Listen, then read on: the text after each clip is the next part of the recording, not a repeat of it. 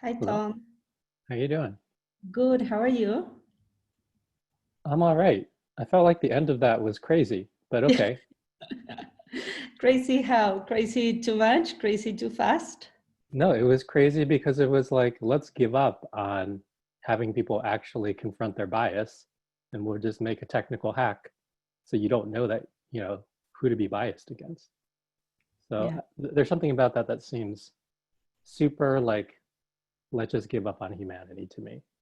Like, right. couldn't we do something a little bit more constructive, like, Like, what? stop transmitting racism from generation to generation? We could Yeah. also just stop that. So, whatever.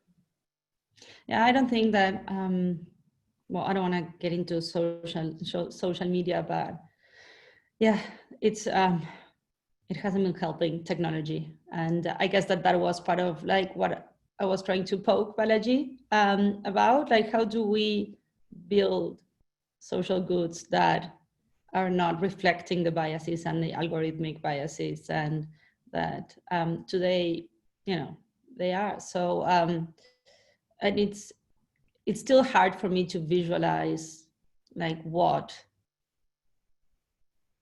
tomorrow's city or state would look like what are the public goods that we still feel that we need to have collectively, that we don't want to decentralize, what is, that we don't want to virtualize.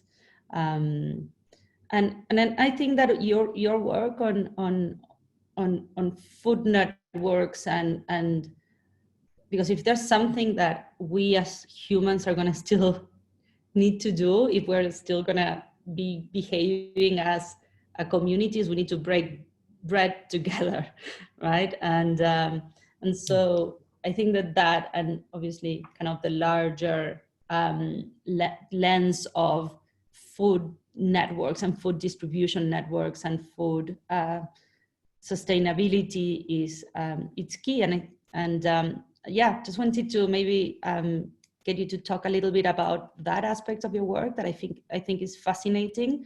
And how do you Well, think it relates yeah. to I mean, cities? actually, but before we get there, because I feel like we're a little bit more on this topic of how's the conversation done. I know that you've done a lot in digital democracy, and Mm-hmm. you've basically brought a lot of different constituents to a digital conversation, which is a different one than the one that is kind of owned by social media, which is intrinsically about routing attention for advertising, right? What have you learned from bringing different stakeholders into a digital democracy conversation?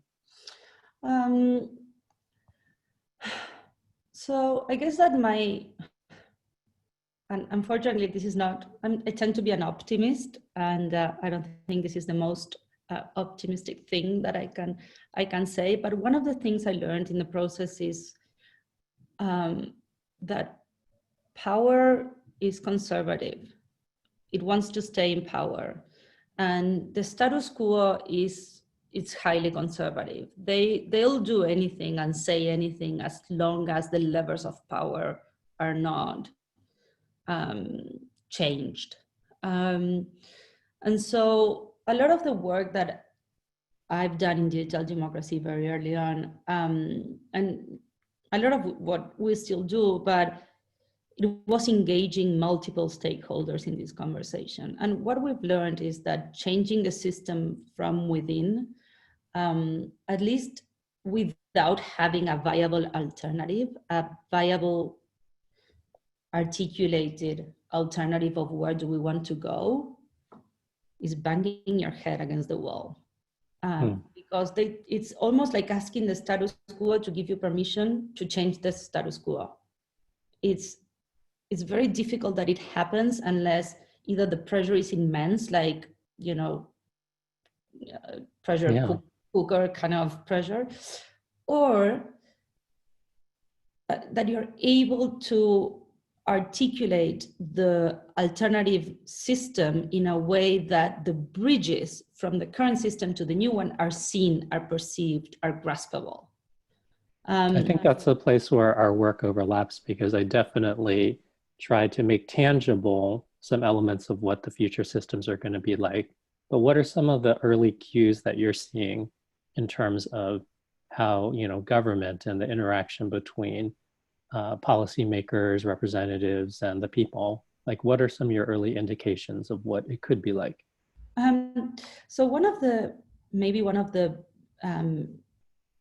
best outcomes that I've seen, or one of the like places where I say like we have to do more of this, is using digital tools to create community around issues, like making visible those who are invisible. And the role of technology there is huge, right? Because just as an example, very early on, we did one of our first projects in Buenos Aires was using this platform to discuss legislation that was currently in Congress, right? So we wanted, like, our pitch was like, it's unfair that we, the citizens, get to participate in the system once every couple of years, and then we're like, just go home, do your thing. And then essentially we're asked to say yes or no to actors in the system, but we're never asked about the system itself, right? And so we started working with projects that we involved citizens in the decision-making process of government. And this was 8 years ago. A lot has been done since then by many different groups around the world. But one of the things we learned very early on was we put through legislation that was related to the working conditions of nurses. And nurses is traditionally not a very powerful group in Argentina, at least in Buenos Aires. But by putting this piece of legislation that was currently in Congress, but no one was paying attention to, it was like put in a drawer and like bye-bye. We managed to obviously like get this community rallied around it, and it passed, right? And so that's like one of my biggest kind of learnings from this is like building community is the first thing you need to do. And it's an obvious thing to say, but it's like the first thing you have to do. And technology helps a lot for that. So I think that was one of the early indicators of how this can work. And then the second indicator is like there are people today in the bureaucracy of the state that are not elected officials that are genuinely trying to do the right thing, and they know how government works. So they need to be part of these bridges that I was talking before. They need to be able to work with communities and the citizens in designing a transition out of what we currently have to a set of institutions that is more democratic, more participatory. Elected officials are not going to be those stakeholders because their interests by design are aligned to, are set to exclude, because they want to keep being part of that political system. So are these people that were formerly in politics and remember how it works, or what kind of people is it that would be, really helpful to create the transition? Yeah. Career civil servants. Okay. Yeah. They are great allies in this transition, and more often than not, they're not, paid attention to. And they're really good allies in building participatory democracy institutions, digital democracy, and kind of the transition to where we want to go. Right, because they're there across different administrations, and maybe things swing this way or that way at the party level, but they're just trying to get the the valuable services out. Yeah, absolutely. Yeah. Now, a quick segue from there, it's something that's happening with COVID right now is there is some move in some countries toward authoritarianism. Mm-hmm. And, in Hungary or in Iran or in a number of countries that they've canceled the free press. And how might you use some of the tools, or what have you learned that might be, helpful in this time to be able to, because authoritarianism is basically, one of the exact opposites of democracy. Like, yeah. What are some things that you can see or think of for how you could use what you've learned from your work in digital democracy to address the kind of a possible rise of authoritarianism? So I think that and this is not exclusive to digital democracy, but digital tools help. It's like we still need to organize.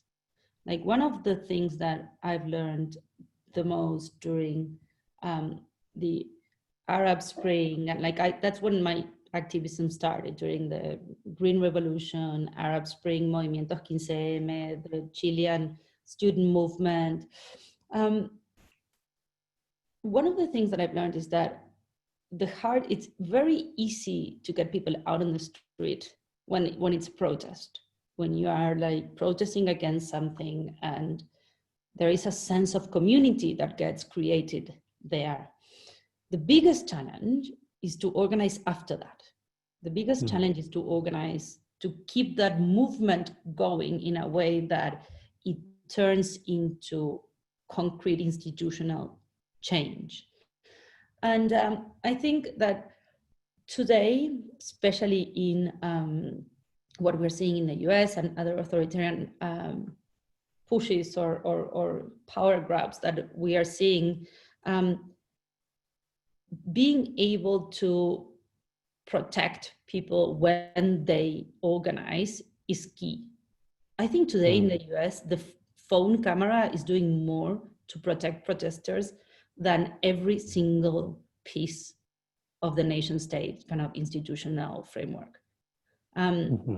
Right? And so I think that we need to keep using them to protect folks.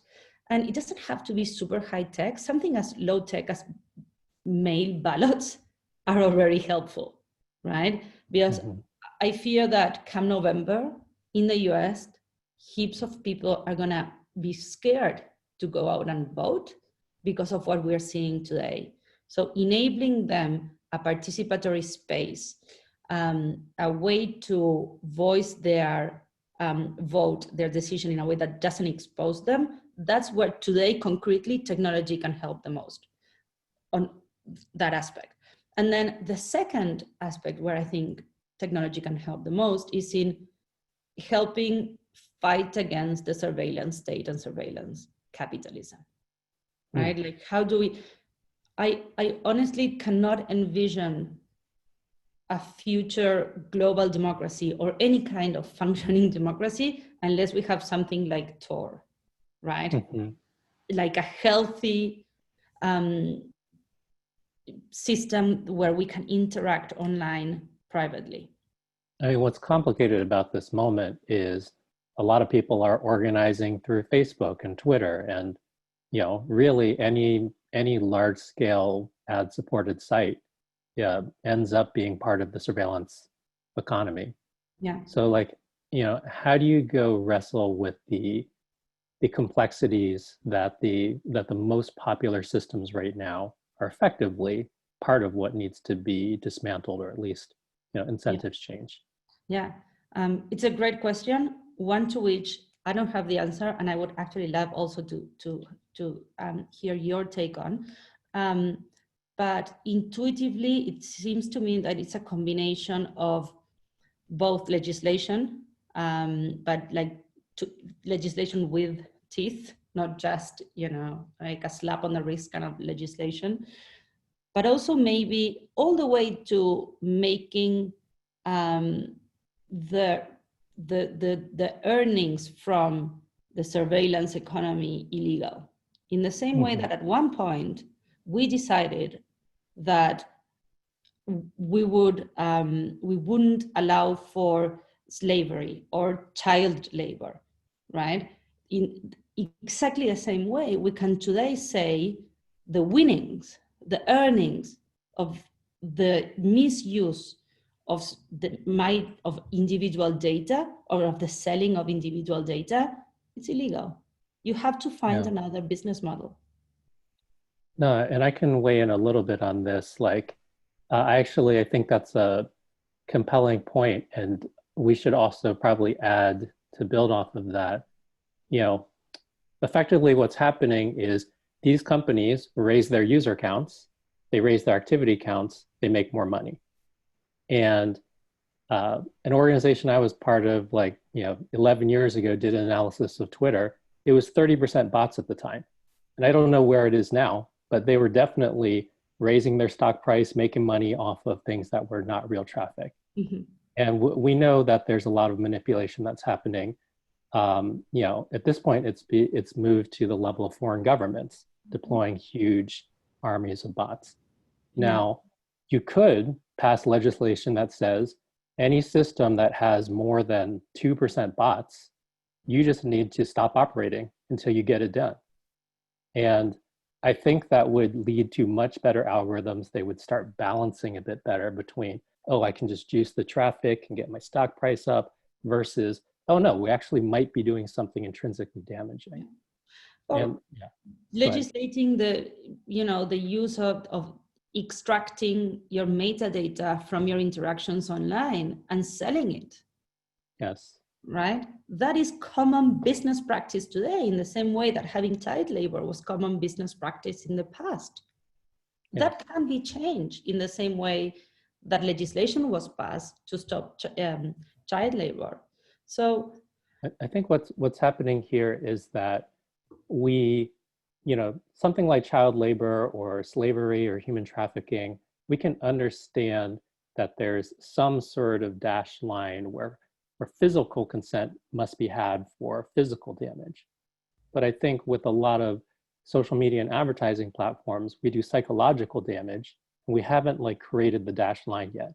We haven't said, what's the spot beyond this dash line where it actually, you know, constitutes a intrusion beyond consent, which is violating. Yeah. And because we don't even have, you know, I don't even know that we have the best language for it, but like, we definitely don't have regulatory standards, and therefore we haven't treated it anywhere on the same grounds. But we are talking about it like, so, and by virtue of us being able to make this more or less graspable, we've already taken a step forward, because we are putting this in words. We need better words, but we are starting to put this in words. And this makes me hopeful, because I think this is the path that we need to take. We only got a minute or two left. Like, is there anything else that we should cover before we move over? I'm not sure. I think that I would love to give you some space to talk a little bit about your work and why you are so interested about this space in particular, and about maybe. Yeah, I just want the future to be better than the past, and I don't think that we are intrinsically terrible beings for all time. And I think that a lot of the, you know, local choices that we've made, you know, local in space and time, are things that we can, you know, improve upon. So I'm always just curious, both in terms of physical invention, but also in terms of these sorts of conversations, and also what we subject ourselves to psychologically, what it looks like to improve. So you said at one point, I think in one of your talks, that we have the world we have because we think the way we do. Yeah. And so changing the way we think is the path to change the world we have. So our thoughts and beliefs, but yes. And we have a lot of super broken beliefs. Like, people get angrier about a target, you know, being burned than people being murdered. And they don't understand, you know, honestly, that target had insurance. They're going to get the windows replaced. It's that they can be fully repaired as if there was no damage. But a broken neck, it is not fully repairable. And the fact that we even put those, you know, comparisons in the same sentences means that we have a type of false equivalence that's going on, or just a very skewed perception. So something wrong with our beliefs there, for sure. Yeah. Okay. Thank you for sharing this space with me. I'm gonna let you. Thank you. Yeah, I enjoyed learning from you. Lisa. Okay. Okay. Bye. All right.